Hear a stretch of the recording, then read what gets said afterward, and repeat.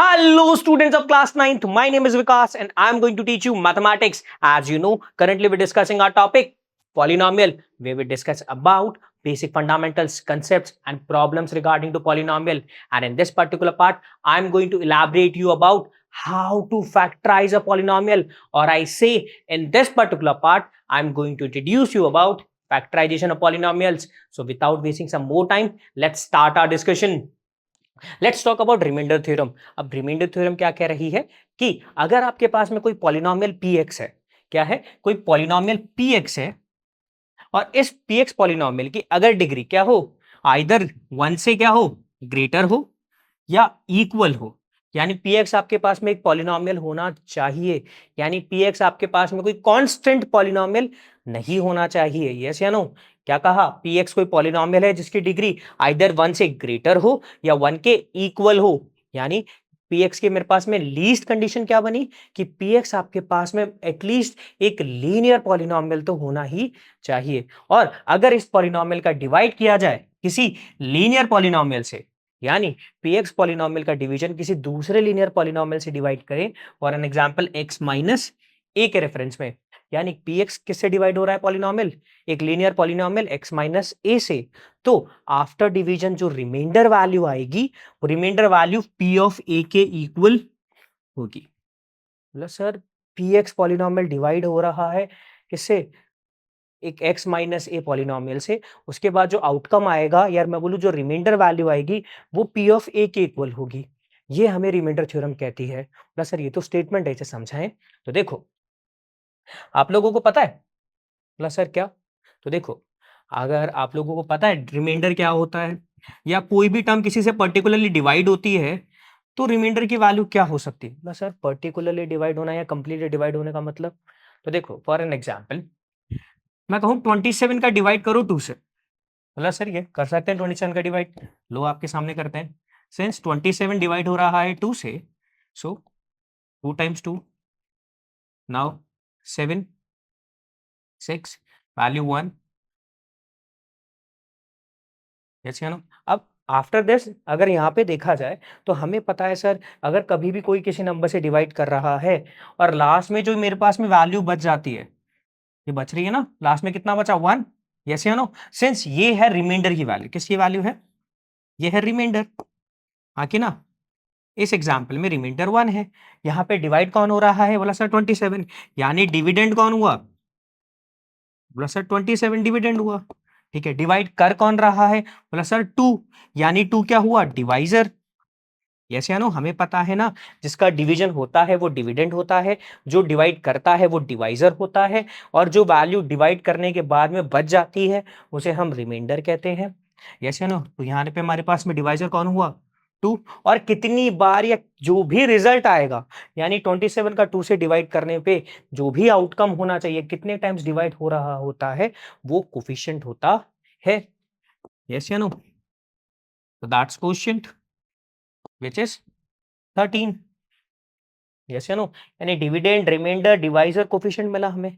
Yes या no? Since यहाँ पे अगर मैं आपको बोल रहा हूँ कंप्लीटली डिवाइड होने का मतलब क्या होता है, सिंस अगर हमने देखा तो यहाँ पे मेरे पास में क्या आ गया, रिमाइंडर आ गया 1, क्या ये आगे डिवाइड नहीं हो सकता, बोला नहीं सर, डिवाइड तब तक ही पॉसिबल है। डिवाइड कब तक पॉसिबल है, जब तक डिवाइजर क्या हो, यानी जिससे भी डिवाइड हो रहा हो वो रिमाइंडर के या तो क्या है, रिमाइंडर से या तो छोटा हो या रिमाइंडर के बराबर हो।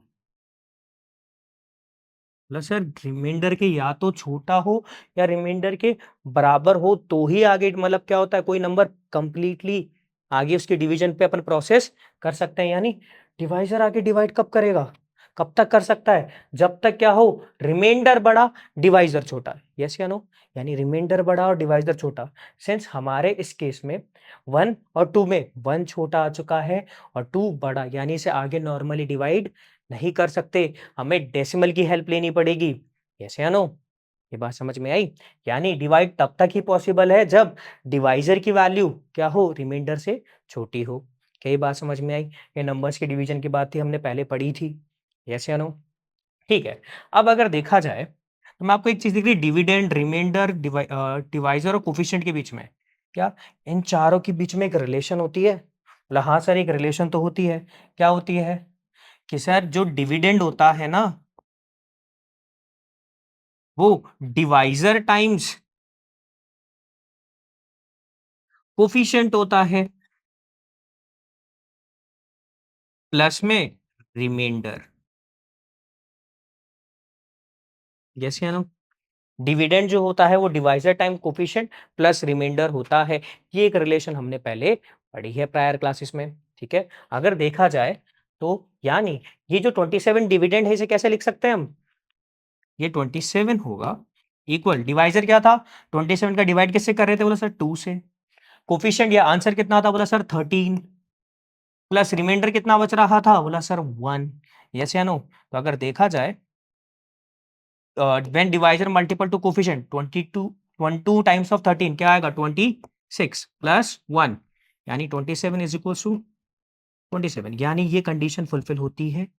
यानी ये एक रिलेशन एक क्या है मेरे पास में ट्रू स्टेटमेंट है कि divisor is equals to dividend times coefficient plus remainder होता है। यस या नो? सिंस अगर रिमाइंडर की वैल्यू क्या हो? रिमाइंडर की वैल्यू 0 हो दैट मीन्स वो नंबर उसे कंप्लीटली डिवाइड कर रहा है। यस या नो? आके ना for an example 26 divided by 2। आप अगर इसका डिवीजन देखें, देखें 2 का सर हाँ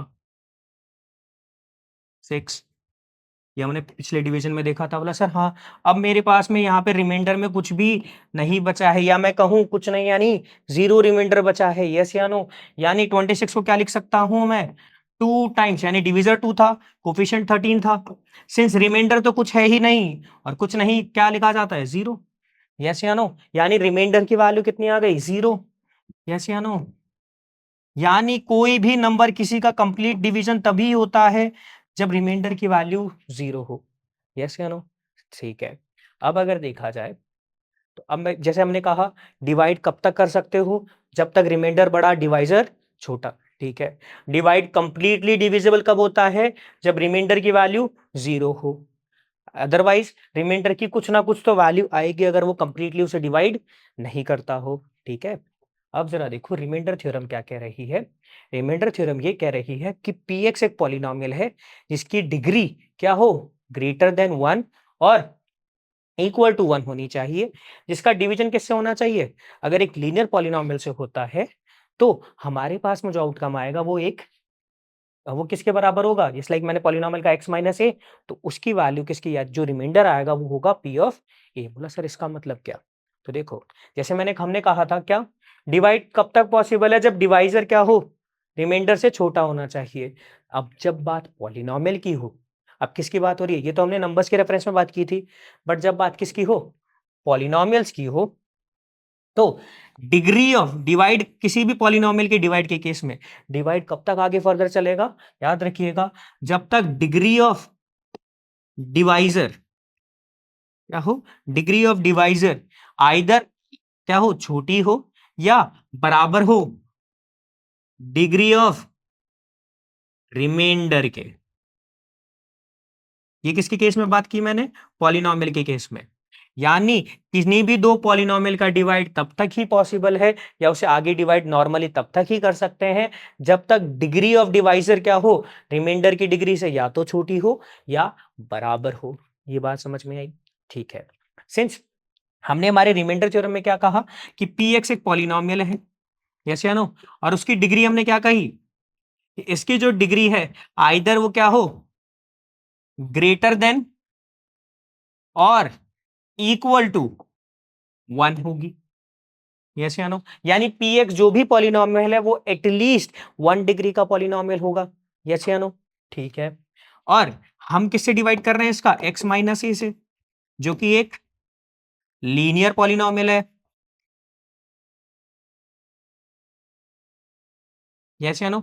x माइनस ए क्या है? एक लीनियर पॉलिनोमियल है जो कि कितने डिग्री की होती है? जिसकी डिग्री होगी मेरे पास में 1। यस या नो? और मैं क्या कर रहा हूँ px का कैसे डिवाइड कर रहा हूँ? x माइनस ए से। यस या नो? सिंस हमें पता है जब भी हम डिवीजन करते हैं किसी भी टर्म का वो टर्म्स छोटी होती जाती हैं। तो सिमिलरली अगर हम पॉलिनोमियल्स की बात करेंगे तो एक हायर डिग्री ऑफ टर्म एक लोअर डिग्री ऑफ टर्म से क्या हो? डिवाइड होगी तो उस ओवरऑल जो आउटकम आएगा उसकी डिग्री और भी कम होगी। यस क्या नो? बोला हाँ सर सही बात है। तो देखो सिंस हमने क्या कहा पी एक्स की जो डिग्री है वो क्या है ग्रेटर देन 1 या क्या हो 1 के इक्वल हो और x माइनस एक लीनियर पॉलिनोमियल है यस या नो। सिंस अगर देखा जाए पी एक्स और x माइनस से डिवाइड होते हैं तो मैं कह रहा हूं मैं लगा रहा हूं डिविडेंड इज इक्वल्स टू हमने स्टेटमेंट देखा था ना dividend is equals to divisor times coefficient plus remainder. तो देखो पी एक्स को क्या लिख सकते हैं हम सर पी एक्स को लिख सकते हैं x माइनस ए। अब इसका कोफिशिएंट मैंने कह दिया कि एक और पॉलिनोमियल है जो कि है क्यू एक्स यस या नो। और जो मेरे पास में रिमाइंडर आ रहा है वो है एक पॉलिनोमियल आर एक्स यस या no. P x is equals to x minus A times of Q x plus r x yes या नो। अब देखा जाए तो पी एक्स पॉलिनोमियल को अगर देखें यहाँ पे x minus A times of Q x plus r x है यस या नो। और अगर देखें जब मैं इसका डिवाइड करूंगा तो जो भी अगर मान ली पी एक्स 1 डिग्री का पॉलिनोमियल है यानी एक लीनियर पॉलिनोमियल है और एक लीनियर का लीनियर से डिवाइड होगा दैट मीन्स डिवाइड कब रुकेगा एक बात बताओ मैंने क्या कहा था डिवाइड कब तक पॉसिबल है किसी भी पॉलिनोमियल का जब तक डिग्री ऑफ डिवाइजर क्या हो क्या ना हो जाए। जैसे ही degree of divisor degree of remainder से बड़ी आ जाएगी क्योंकि छोटी और बड़े के केस में क्या हो छोटे और बराबर के केस में तो डिवाइड आगे पॉसिबल है बट जैसे ही डिग्री ऑफ डिवाइजर बड़ी आ गई यानी डिवाइजर अगर 2 डिग्री की टर्म है और रिमाइंडर केवल 1 डिग्री की टर्म रह गई यानी तब आगे डिवाइड पॉसिबल नहीं होगा यस या नो। सिंस देखा जाए तो मैंने x माइनस ए तो लीनियर डिग्री का यानी डिवाइजर क्या है 1 डिग्री का पॉलिनोमियल है दैट मीन जो भी रिमाइंडर होगा वो 1 डिग्री से कम का होगा यानी रिमाइंडर कितने डिग्री का होगा 0 डिग्री का। दैट मीन्स किसी कोई भी पॉलिनोमियल जिसकी डिग्री कितनी हो 0 हो दैट मीन्स आर एक्स आपके पास में क्या होगा एक कांस्टेंट पॉलिनोमियल जिसे मैंने कह दिया आर यस या नो। मैंने क्या कह दिया इसे क्या कह दिया आर एक्स को एक कांस्टेंट पॉलिनोमियल यस या no. Okay that means p x जो आपके पास पॉलिनोमियल था वो था x minus A times of Q x plus r x जो कि एक कांस्टेंट पॉलिनोमियल है जिसे मैंने कहा आर यस या नो। सिंस अगर सपोज किया जाए मैं एक्स की वैल्यू ए पुट कर दूं एक्स इज इक्वल्स टू ए तो पॉलिनोमियल क्या हो जाएगा पी ऑफ ए एक्स को ए से रिप्लेस किया यानी A minus A times of Q x plus constant R. Since A minus A हुआ 0 times of Q x plus R yes या नो। सिंस 0 का नंबर किसी से मल्टीपल करो क्या रिजल्ट आएगा 0 0 प्लस आर यानी आउटकम लास्ट में कितना आया आर। यानी जब मैंने क्या देखा कि पी ऑफ ए कौन पी ऑफ ए यानी ये कांस्टेंट है और आर एक कांस्टेंट टर्म है यस या नो जो कि मेरे पास क्या है रिमाइंडर है यस या नो। यानी रिमाइंडर आर एक्स किसके इक्वल आ गया पी ऑफ ए के। Since r of r x क्या है जो मेरे पास आर एक्स पॉलिनोमियल है या मैं बोलूं जो रिमाइंडर है वो एक कांस्टेंट पॉलिनोमियल है यानी वो अपनी वैल्यू चेंज नहीं कर रहा है। सिंस जो वो क्या आर एक्स किसके इक्वल है आर के और आर किसके इक्वल है पी ऑफ ए के that means r x polynomial हुआ पी ऑफ ए के इक्वल जो कि एक कांस्टेंट पॉलिनोमियल है यस या नो क्लियर है। दैट मीन्स रिमाइंडर थ्योरम क्या कह रही थी मुझे कि कोई भी पी एक्स पॉलिनोमियल हो उसे एक्स माइनस ए से डिवाइड करेंगे तो उसका जो रिमाइंडर होगा वो हमेशा पी ऑफ ए यानी value of that particular polynomial यानी अगर एक्स माइनस ए है तो दैट मीन्स एक्स माइनस ए को किसके इक्वेट करेंगे 0 के यानी एक्स की वैल्यू कितनी आएगी बोला सर माइनस ए इधर जाएगा तो यानी प्लस ए के। यानी जो भी आपको कंडीशन है जिससे भी डिवाइड हो रहा है लीनियर पॉलिनोमियल के केस में तो अगर उस लीनियर पॉलिनोमियल का जो 0 होगा वो इस पर्टिकुलर पॉलिनोमियल के लिए क्या होगा अगर मैं उस केस में पी ऑफ ए निकालूंगा तो वो इस पर्टिकुलर पॉलिनोमियल का रिमाइंडर होगा यस या नो। बात समझ में आई क्लियर है। रिमाइंडर थ्योरम समझ में आई। रिमाइंडर थ्योरम ने क्या कहा कि पी एक्स अगर कोई पॉलिनोमियल है उसका एक्स माइनस ए से डिवाइड करेंगे तो उस केस के अंदर जो भी उसके रिमाइंडर की वैल्यू आएगी वो क्या होगी वो पी ऑफ ए के इक्वल होगी। बात समझ में आई ठीक है। अब चलते हैं हमारे पास में फैक्टर थ्योरम पे। Before going on factor theorem मैं आपसे पूछूंगा कि फैक्टर्स क्या होते हैं। बोला सर फैक्टर्स वो नंबर्स होते हैं किसी भी नंबर के फैक्टर्स वो नंबर्स होते हैं लाइक फॉर एन एग्जांपल 24 के फैक्टर्स क्या होंगे यानी वो नंबर्स होंगे जो 24 को कंप्लीटली डिवाइड करेंगे। एग्जांपल के तौर पे 1 24 को कंप्लीटली डिवाइड करता है 2 24 को कंप्लीटली डिवाइड करता है 3 4 6 8 12 24 ये सारे नंबर्स क्या करते हैं, 24 को कंप्लीटली डिवाइड करते हैं। बोला सर कंप्लीटली डिवाइड करते हैं मतलब, यानी अगर मैं 24 का डिवाइड 2 से करूंगा ना, तो इस केस में जो मेरे पास में रिमाइंडर होगा वो 0 होगा। कंप्लीटली डिवाइड होने का मतलब यही है, यस या नो। यानी किसी भी नंबर के फैक्टर्स वो नंबर्स होते हैं क्या, जो इस नंबर को कंप्लीटली डिवाइड करते हो, यस या नो। क्लियर है, ठीक है। यानी उनके रिमाइंडर की वैल्यू कितनी आनी चाहिए, 0। यानी अगर मेरे पास में पॉलिनॉमियल के रेफरेंस में अगर स्टेटमेंट हो, तो अगर पी एक्स कोई पॉलिनॉमियल है, ठीक है, पी एक्स कोई पॉलिनॉमियल है जिसकी डिग्री क्या है, 1, या तो 1 के बराबर है या 1 से बड़ी है, ठीक है। इस केस में क्या, अगर मैं बोलूं कि उसका x माइनस ए से डिवाइड किया जाए, इससे डिवाइड किया जाए, किसी भी एक लीनियर पॉलिनोमियल से डिवाइड किया जाए, तो देखा जाएगा x माइनस ए उस पी एक्स पॉलिनोमियल का फैक्टर कब होगा, x माइनस ए इस पी एक्स पॉलिनोमियल का फैक्टर कब होगा, ये फैक्टर तब होगा जब पी एक्स का डिवाइड x माइनस ए से हो, तो उस केस में जो भी रिमाइंडर आए वो कितना है, बोला सर वो 0 आए। रिमाइंडर की वैल्यू क्या आनी चाहिए, 0 आनी चाहिए। अगर रिमाइंडर 0 आ रहा है यानी x माइनस इस पर्टिकुलर पॉलिनोमियल का फैक्टर है। सिंस हमें पता है किस स्टेटमेंट से, रिमाइंडर थ्योरम के स्टेटमेंट से, अगर कोई भी पॉलिनोमियल एक लीनियर पॉलिनोमियल से डिवाइड होता है, तो उस केस में उसका जो रिमाइंडर आएगा वो p ऑफ ए, यानी जो भी पॉलिनोमियल है इस linear polynomial x minus A के 0, यानी मैं बोलूं x इज इक्वल टू ए। इसके लिए यानी मैं बोलूं जब x को a से रिप्लेस कर दूं तो वो उस पॉलिनोमियल के वैल्यू के इक्वल है, यस या नो। यानी rx की वैल्यू किसके इक्वल होगी, p ऑफ a के। यानी p ऑफ a, सिंस ये रिमाइंडर है, यानी रिमाइंडर की वैल्यू कितनी आनी चाहिए, 0 पे। यानी at x is equals to a पे ये अगर पूरा पॉलिनोमियल 0 पॉलिनोमियल में कन्वर्ट हो जाए, यानी x माइनस ए क्या हो जाए, इस पर्टिकुलर पॉलिनोमियल के रेस्पेक्ट में फैक्टर तब होगा जब कि x माइनस ए का जो 0 हो, यानी मैं बोलूं x is equals to a। Since अगर देखो इस पॉलिनोमियल की वैल्यू 0 कब होगी, जब x की वैल्यू a होगी, यस या नो। और अगर ये इसका फैक्टर है तो वो px का भी फैक्टर होना चाहिए। यानी जैसे ही मैं इस पॉलिनोमियल में x को रिप्लेस कर दूंगा a के साथ, पूरा का पूरा पॉलिनोमियल अगर 0 बन गया, अगर 0 बन गया, यानी x माइनस ए इसका फैक्टर होगा। ये बात समझ में आई। या फिर मैं ये कहूं, अगर p ऑफ a की वैल्यू 0 है, क्या है, p ऑफ a की वैल्यू अगर 0 है, दैट मीन्स मैंने x को जब a से रिप्लेस किया तो पूरा पॉलिनोमियल 0 से बराबर हो रहा है। यानी जैसे मैं इसे इधर लेके आऊंगा, यानी x माइनस ए की वैल्यू क्या हो रही है, 0। यानी अगर p ऑफ a की वैल्यू 0 है तो यानी x माइनस ए उसका फैक्टर है। ये बात समझ में आई, क्लियर है, ओके। तो यानी हमने क्या देखा, अगर आपको कोई, और ऐसा क्यों हो रहा है जरा देखो, पी एक्स कोई पॉलिनोमियल है, अगर उसका मैं डिवाइड लिखूं क्यू एक्स, यस या नो। सिंस रिमाइंडर मेरे पास कितना आना चाहिए, 0 आना चाहिए, है ना। अगर मैंने कहा x माइनस ए क्या है, पी एक्स पॉलिनोमियल का फैक्टर है, दैट मीन्स उसका रिमाइंडर 0 आना चाहिए। यानी P x is equal to x minus A times of coefficient q x, yes या नो। अब मैं बोल रहा हूं कि अगर ये इसका फैक्टर है, क्या है, ये इसका फैक्टर है, तो अगर देखो मैंने क्या कहा, पी एक्स अगर इसका फैक्टर, यानी से ऐसा लिख सकते हैं x minus A times of Q of x, yes या नो। सिंस देखा जाए x माइनस ए का 0 क्या होगा, यानी x की कौन सी वैल्यू के लिए पूरा पॉलिनोमियल 0 बन जाएगा। बोला सर जैसे ही आपने x की वैल्यू, क्या सर x की वैल्यू a पुट करी, x माइनस ए 0 हो गया। यानी जैसे ही x 0 हुआ, यानी p a is equals to a minus A times of Q x. यानी p ऑफ a की वैल्यू कितनी हो गई, बोला सर a माइनस ए तो 0 होता है, 0 का किसी भी नंबर से मल्टीपल कर लो, 0 रिजल्ट आएगा, यस या नो। यानी जिस पॉलिनोमियल का, अगर कोई पॉलिनोमियल किसी पॉलिनोमियल का फैक्टर है, तो ये दोनों सेम कैटेगरी ऑफ 0 को कंसिस्ट करते हैं। ये बात समझ में आई, ठीक है, ओके। अब आगे चलते हैं, फैक्टराइजेशन ऑफ पॉलिनोमियल्स।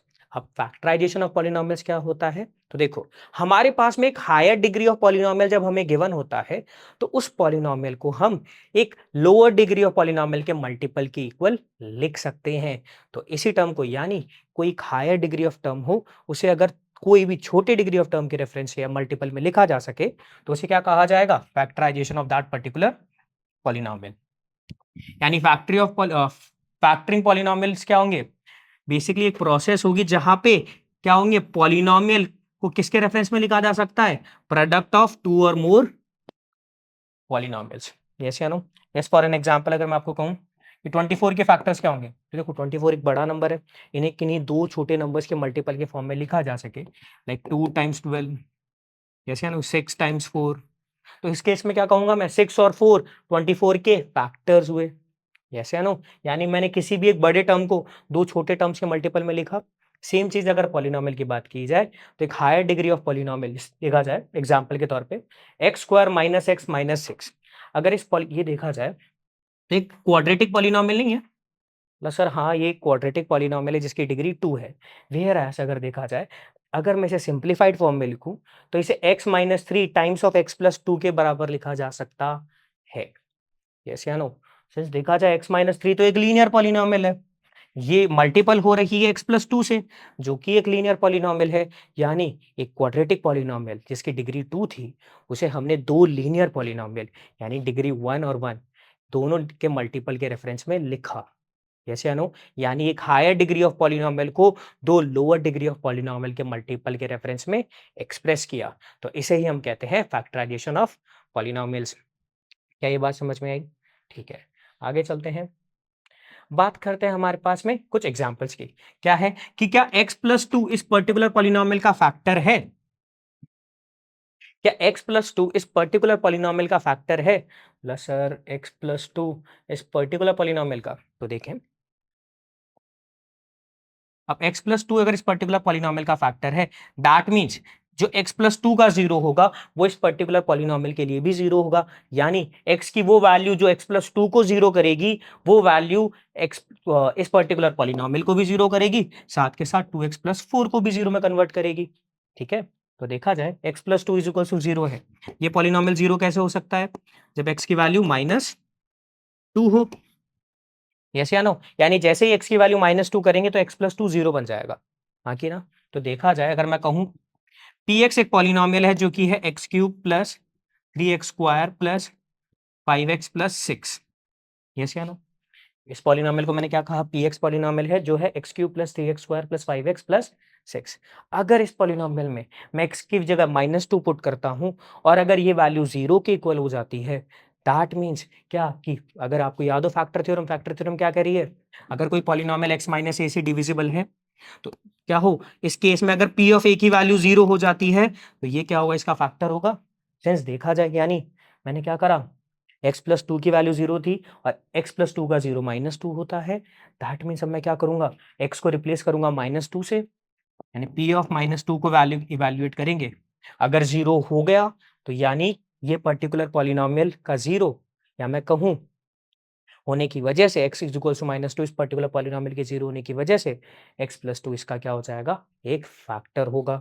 जरा देखें, माइनस 2 का cube plus 3 times of minus 2 का square plus 5 times of minus 2 plus 6। Yes या नो? यानी देखा जाए तो वैल्यू कितनी हुई? माइनस 2 का क्यूब कितना हुआ sir? Minus 8 plus 3 times of minus 2 का स्क्वायर, हमें पता है नेगेटिव का स्क्वायर करते हैं तो टर्म पॉजिटिव आती है, तो 2 का स्क्वायर कितना होता है? बोला sir 4 plus positive 5 times of negative 2 यानी माइनस का 10 प्लस 6। यस या नो? यानी आउटकम कितना है? Minus 8 plus positive 12 minus 10 plus 6। Yes या no? Minus 8 minus 10 minus 18 plus 12 plus 6 यानी प्लस का 18, यानी वैल्यू कितनी आई? माइनस 18 प्लस 18, दोनों कैंसिल आउट, रिजल्ट जीरो। ये that means px polynomial x cube plus 3x square plus 5x plus 6 की value अगर x is equals to minus 2 put की जाए, यानी p ऑफ माइनस 2 की वैल्यू जीरो आ रही है। यस या नो? p ऑफ माइनस 2 की वैल्यू जीरो आ रही है, दैट मीन्स ऐसा क्यों हो रहा है? क्योंकि सिंस x प्लस 2 का जीरो, x प्लस 2 पॉलिनोमियल का जीरो कौन है? बोला सर x प्लस 2 का माइनस 2 है, और सिंस जब मैंने माइनस 2 से रिप्लेस किया वेरिएबल x को तो ये पॉलिनोमियल भी जीरो हुआ, that means x plus 2 is given polynomial का फैक्टर है। बात समझ में आई? क्लियर है? ठीक है, आगे चेक करते हैं। यानी जब भी आपको कोई पॉलिनोमियल गिवन हो, उसका अगर 0 इवैल्यूएट कर लें, लाइक x+2 है, x+2 का 0 आएगा -2 और जो भी वैल्यू आए, उसे पर्टिकुलर पॉलिनोमियल के रेफरेंस के अंदर रिप्लेस कर दें, तो अगर उसकी वैल्यू भी 0 हो जाती है, दैट मीन्स ये पॉलिनोमियल इसका फैक्टर होगा। क्लियर है? सिंस आगे सवाल देखें तो मुझे क्या चेक करना है, क्या ये 2x+4 का भी फैक्टर है या नहीं है? तो देखिए, अब मैंने कहा QX एक दूसरा पॉलिनोमियल है जो कि है 2x+4। मुझे क्या चेक करना है, क्या x+2 इसका फैक्टर है या नहीं है? सिंस मुझे पता है x+2 कब 0 बनेगा, जब x की वैल्यू -2 होगी। तो यानी मैं Q ऑफ -2 पे चेक करूंगा, तो कितना होगा 2 टाइम्स ऑफ -2 प्लस 4, यानी -4 प्लस 4 जो कि 0 आया। यानी x+2 is also a factor of this, yes या नो? क्यों? क्योंकि इसके रिमाइंडर की वैल्यू, या मैं बोलूं Q ऑफ -2 की वैल्यू भी 0 आ गई। बात समझ में आई? ठीक है, अब चलते हैं हमारे नेक्स्ट न्यूमेरिकल पे। क्या है? Find the value of k if x-1 is a factor of this given polynomial. क्या कहा कि x-1 क्या है? फैक्टर है किसका? इस गिवन पॉलिनोमियल का, जो कि है 4x³ प्लस 3x² माइनस का 4x प्लस का k। मान लेते हैं ये पॉलिनोमियल है हमारे पास में px, जो कि है 4x³ plus 3x² minus 4x plus k। Yes या नो? सिंस देखा जाए इसमें क्या कहा कि x-1 फैक्टर है, सिंस हमने कहा था x-1 फैक्टर है, दैट मीन्स इस पॉलिनोमियल का 0 क्या है? बोला सर x-1 0 कब बनेगा? बोला सर x-1 0 तब बनेगा जब वेरिएबल की वैल्यू क्या होगी? पॉजिटिव 1। यानी x की वैल्यू कितनी होगी? +1। यानी x को रिप्लेस करेंगे 1 के साथ, तो अगर px पॉलिनोमियल भी x को अगर रिप्लेस 1 करने पर 0 बन जाएगा, यानी p ऑफ 1 की वैल्यू अगर 0 आ गई, तो क्या कहेंगे? ये इसका फैक्टर होगा। सिंस हमें स्टेटमेंट पहले से ही गिवन है, क्या गिवन है कि x-1 इसका फैक्टर है, यानी p ऑफ 1 की वैल्यू 0 होगी। अब अगर देखें तो पुट करते हैं, सिंस p ऑफ 1 की वैल्यू 0 होगी, दैट मीन्स मैं वेरिएबल रिप्लेस करूं एक्सप्रेशन में, तो क्या होगा 4 टाइम्स ऑफ 1 का क्यूब प्लस 3 टाइम्स ऑफ 1 का square minus 4 times of 1 plus के, जिसकी वैल्यू भी कितनी होगी? 0। सिंस ये तो एक्सप्रेशन यही है और इस एक्सप्रेशन में मैंने 1 से रिप्लेस ही तो किया, सिंस ये इसका फैक्टर है, यानी इस पूरे एक्सप्रेशन की वैल्यू कितनी होगी? 0। तो अगर इसे इवैल्यूएट करें तो क्या आएगा 4 टाइम्स ऑफ 1, तो यानी क्या आएगा 4 प्लस 3 माइनस 4 प्लस के इक्वल्स टू 0। सिंस ये प्लस का 4 ये माइनस का 4 एलिमिनेटेड, यानी k प्लस 3 की वैल्यू 0। यस या नो? और अगर देखा जाए k प्लस 3 की वैल्यू 0 है, यानी k की वैल्यू कितनी होगी? ये प्लस का 3 है, इधर ट्रांसपोज करेंगे तो 0 माइनस 3, यानी k की वैल्यू -3। यस या नो? यानी जब मैंने इसको इवैल्यूएट किया तो मुझे पता चला k की वैल्यू कितनी आती है? -3। क्लियर है? यानी k की वैल्यू -3 आएगी तो ये गिवन पॉलिनोमियल क्या होगा? इसका फैक्टर होगा। यस या नो? ठीक है, आगे चलते हैं। पूरे पर्टिकुलर पार्ट में हमने रिमाइंडर थ्योरम को समझा, हमने फैक्टर थ्योरम को समझा, साथ के साथ हमने देखा कि फैक्टराइजेशन ऑफ पॉलिनोमियल्स क्या होती हैं। हमने उसके कांसेप्ट्स को थोड़ा टच किया। क्या ये बात समझ में आई? और अगर मैं मानता हूं आपको ये कांसेप्ट समझ में आए हैं, तो कुछ असेसमेंट के क्वेश्चन हो जाएं ताकि चेक करें हमें कांसेप्ट आया या नहीं। देखते हैं हमारे पास में फर्स्ट क्वेश्चन क्या है। डिवाइडिंग एक्स स्क्वायर एक्स की power 4 minus 3x square plus 2x plus 1 x minus 1 will give the remainder. यानी जब मैं इसको इससे डिवाइड करूंगा तो रिमाइंडर क्या आएगा? तो याद है पी एक्स पॉलिनोमियल है, x माइनस 1 से डिवाइड हो रहा है, P x polynomial x minus a से डिवाइड हो रहा है, तो इसका रिमाइंडर क्या होगा? रिमाइंडर थ्योरम, कोई पॉलिनोमियल अगर x माइनस ए से डिवाइड होता है तो वो वैल्यू p ऑफ a के इक्वल होती है। कैसे है नो? सिंस देखा जाए x माइनस 1, यानी a की वैल्यू कितनी है? 1। यानी मुझे क्या कैलकुलेट करना है? p of 1। इस पॉलिनोमियल के लिए अगर मैंने p ऑफ 1 कैलकुलेट कर लिया तो मुझे क्या मिलेगा? उसका रिमाइंडर। सिंस px पॉलिनोमियल क्या था? x की power 4 minus 3x square plus 2x plus 1। Since x replace किससे होगा? 1 से, तो क्या होगा? 1 की पावर 4 माइनस 3 टाइम्स ऑफ 1 का square plus 2 times of 1 plus 1, यानी 1 माइनस 3 प्लस 2 प्लस 1। यस या नो? यानी 1 माइनस 3 प्लस 3 ये एलिमिनेट हो गया, यानी क्या है, पी ऑफ वन की वैल्यू कितनी आई? बोला सर पी ऑफ वन की वैल्यू तो 1 आई, यानी पी ऑफ वन की वैल्यू 1 आई, यानी अगर एक्स स्क्वायर एक्स की power 4 minus three x square plus 2x plus 1 divide होता है x माइनस 1 से, तो उसका रिमाइंडर कितना आएगा? बोला सर 1 आएगा। यस या नो? क्यों? By the help of remainder theorem. Remainder theorem क्या कह रही थी कि पी एक्स पॉलिनोमियल अगर एक्स माइनस ए से डिवाइड होगा तो उसका जो रिमाइंडर होगा वो पी ऑफ ए होता है। यस या नो? सिंस यहाँ पे हमारे ए की वैल्यू कितनी है, अगर मैंने कंपेयर किया एक्स माइनस ए और एक्स माइनस ए और एक्स माइनस वन को, तो मैंने देखा ए की वैल्यू मेरे पास में 1 आ रही है। दैट मीन्स अगर पी एक्स पॉलिनोमियल में मैंने एक्स को ए 1 से, यानी एक्स को किससे रिप्लेस किया? 1 से, तो पॉलिनोमियल की वैल्यू कितनी आई? प्लस सर 1 आई, यानी ये इस पॉलिनोमियल का रिमाइंडर है, यानी ऑप्शन ए। बात समझ में आई? चलो आगे चलते हैं। मुझे क्वेश्चन ये गिवन है कि x प्लस थ्री इस गिवन पॉलिनोमियल का फैक्टर है। पॉलिनोमियल क्या है? 3x स्क्वायर प्लस के एक्स प्लस 6। तो मुझे बतानी है कौन सी वैल्यू ऑफ k के लिए ये स्टेटमेंट पॉसिबल होगा। सिंस हमें क्या कहा कि x प्लस थ्री फैक्टर है, that means x plus three का जो जीरो होगा, यानी बताओ x प्लस थ्री कब जीरो होगा? प्लस सर जैसे ही x की वैल्यू माइनस थ्री होगी गिवन पॉलिनोमियल जीरो हो जाएगा, यानी x प्लस थ्री जीरो हो रहा है। अब मेरे पास पॉलिनोमियल क्या कह रहा है कि 3x स्क्वायर प्लस के एक्स प्लस 6, यानी मेरे पास कोई पॉलिनोमियल है पी एक्स जो कि है 3x स्क्वायर प्लस के एक्स प्लस 6।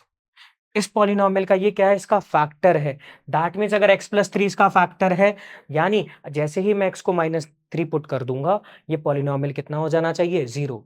फैक्टर थ्योरम यही तो कहती है कि कोई पॉलिनोमियल पी एक्स है, ठीक है, अगर उसका डिवाइड किया जाए एक्स माइनस ए से, इससे डिवाइड किया जाए एक्स माइनस ए से, अगर ये इसका फैक्टर है, यानी पी ऑफ ए की वैल्यू कितनी आनी चाहिए? जीरो। ऐसे नो? सिंस देखा जाए तो यहाँ पे अगर मैं एक्स माइनस ए को एक्स प्लस थ्री से कंपेयर करूं तो मुझे देखने को मिल रहा है कि माइनस ए की वैल्यू थ्री है, यानी ए की वैल्यू माइनस थ्री है। बाकी ना? यस या नो? यानी मैं क्या करूं, एक्स को रिप्लेस किससे करूं? माइनस थ्री से, यानी पी ऑफ माइनस थ्री की वैल्यू कितनी आनी चाहिए? जीरो आनी चाहिए। तो जरा देखें, थ्री टाइम्स ऑफ एक्स का स्क्वायर है यानी माइनस थ्री का स्क्वायर है, plus A times of minus three plus six, जो कि कितना आएगा? सिंस हमें पता है स्क्वायर के अंदर अगर नेगेटिव टर्म होती है तो नेगेटिव टर्म एलिमिनेट हो जाती है, यानी नेगेटिव साइन खत्म हुआ, यानी कितना हो गया ये?